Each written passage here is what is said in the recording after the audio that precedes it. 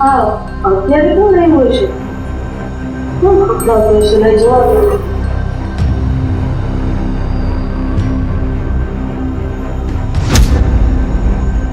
અરે બેસો આવો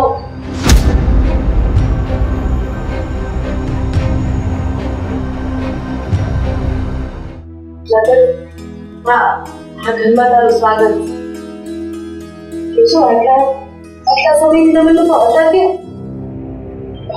ભાભી અમે આ વાવડીના કોરા વગડામાં રખડતા હતા એટલા દિવસથી ભૂખ્યા અને હાવ થાકી ગયા હતા એટલે મેં જ રતનને કીધું કે આજે તો ઘરે જતું જ રહેવું છે ભાભી અમારા ગયા પછી મારા બાપુ અહીંયા આવ્યા હતા હા એકવાર તારા બાપુ અહીં આવ્યા હતા શું કીધું એ તો બહુ ગુસ્સામાં હતા અને ગામમાંથી સમાચાર એવા છે કે તારા બાપા આ 3-4 ભાડુતિયાને લઈને તમને લોકોને ગોતે છે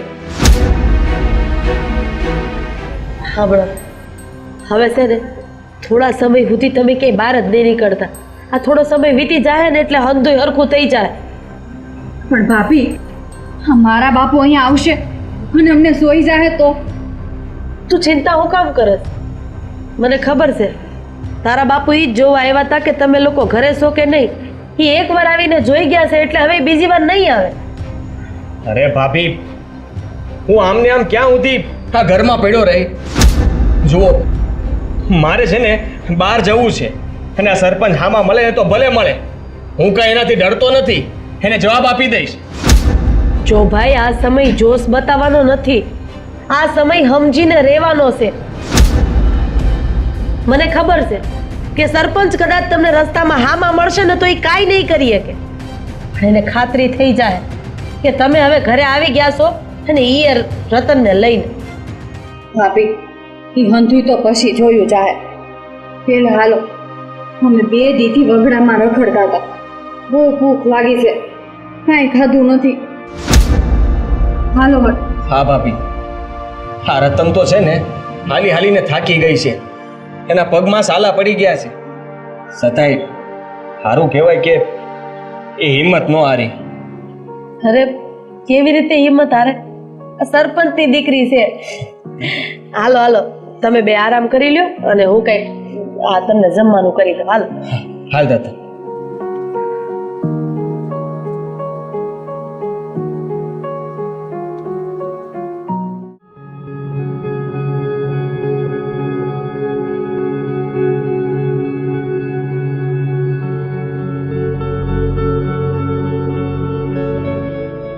મોટી બાબા રામ રામ.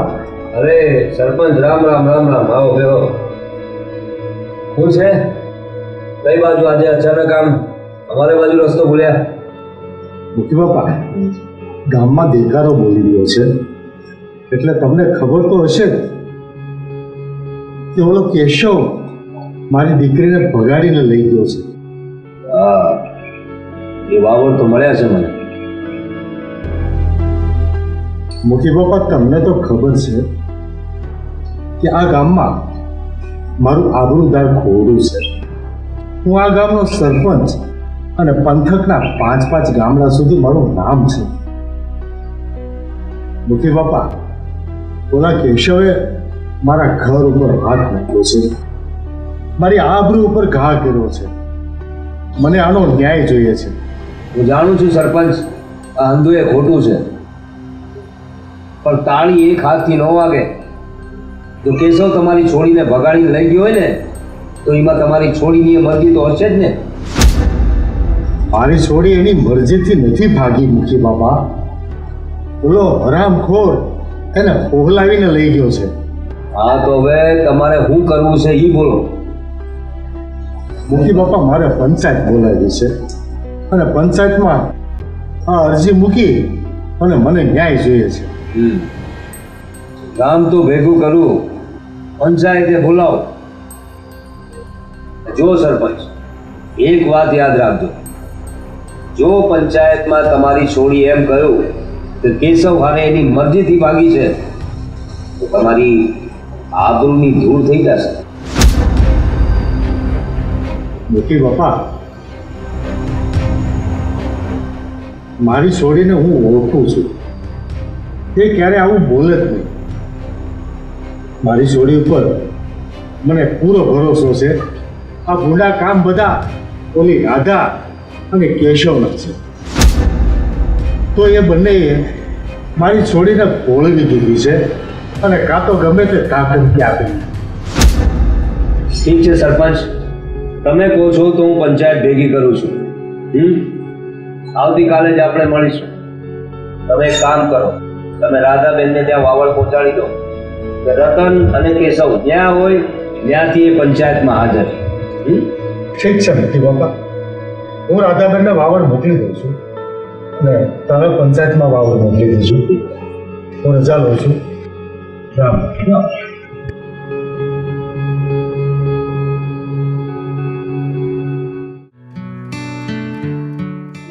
હા, રાધાબેન ક્યારના બહાર ગયા છે. કેશવ, હું ગામમાં ગઈ હતી તો ગામમાંથી મને એવા વાવડ મળ્યા છે કે રતનના બાપાએ મુખી સુધી આ વાત પહોંચાડી દીધી છે. અરે, એણે તારી ફરિયાદ કરી છે મુખી બાપાને. અને એવા સમાચાર છે કે મુખી બાપાએ પંચાયત ભરવાની વાત કરી છે અને એ પંચાયતમાં તમારે બેય હાજર રહેવાનું છે. રાધાબેન, આ મારા બાપુ પંચાયત ભેગી કરશે અને હંધાઈની વર્ષે મને પૂછશે કે કેશવ તને પરાણે ભગાડીને લઈ ગયો કે તું તારી મરજીથી ગઈ. તો હું શું જવાબ આપીશ? રતન, પંચાયતને હું જવાબ દેવો ને એ તારા હાથમાં છે. એમાં હું અને કેશવ તને કાંઈ નહીં કહીએ. જો તું અવળું બોલીશ અને કદાચ આ વાતમાંથી ફરી જઈશ તો પંચાયત અમને સજા કરશે. સજા તો આપશે જ અને કદાચ એ સજામાં અમને ગામની બહારે કાઢી મૂકશે. પણ એમ છતાંય હું કે કેશવ તને દબાણ નહીં કરી કે તું અમે કહીએ એમ જ કહેજે. રાધાબેન, તમે ચિંતા ન કરો. આ પંચાયત વચ્ચે હું એવું કાંઈ નહીં બોલું જેથી તમને સજા થાય. પણ રતાના તારા બાપુ નહીં સમજે. એને તો આ બદલો લેવાની ભાવના છે ને એ ક્યારેય નહીં મૂકે. એના ઉપર તો ભૂત સવાર થઈ ગયું છે. મારા ભાભી અને મને બંનેને ગમે એમ કરીને એનું પરિણામ આપીને જ રહેશે. આ પંચાયત ભેગી કરીને એ જ સાબિત કરવા માંગે છે કે અમે લોકો ખોટા છીએ. જે થવાનું હશે એ થશે કેશવ. આપણે આગના ભઠ્ઠામાં પગ મૂક્યો છે તો દાજવાના તો ખરા જ ને. એટલે હવે પરિણામની કાંઈ ચિંતા નથી. તમે બે શાંતિથી રહ્યો. હું અત્યારે મુખીના ઘરે જાઉં છું. મુખીના ઘરે? પણ શું કામ? હું મુખીને જઈને સમજાવું કે એ રતનના બાપુને ત્યાં બોલાવે, બે વેળ સમજાવે તો ભીનું હંકેલાઈ જાય. પણ રાધાબેન, આ મારા બાપુ છે ને સમજે એમ છે જ નહીં. ના સમજે તો કાંઈ નહીં, પણ કોશિશ કરવામાં આપણું શું જાય છે? કદાચ મુખી બાપા બોલાવે, તારા બાપા આવે અને શાંતિથી સમાધાન થઈ જાય તો આપણને ક્યાં કાંઈ વાંધો છે? ભાભી, તમારી વાત તો હાસી છે. જુઓ, પણ વંશ ભેગું થશે અને અંધા એની પોર થઈ જાય તો પછી હવે આપણને જ્યારે પરિણામ ખબર જ છે તો ડર હે નો હે? તમે શાંતિથી અહીંયા બેહો, ચિંતા કરતા નહીં. હું મુખી પાસે જઈને હમણાં આવું છું. જઈ આવો. કેશવ, હા હંધુ હું થવા બેઠું છે? મને તો કાંઈ સમજાતું નથી. ચિંતા કરો, અંજલિ બરાબર થઈ જાય.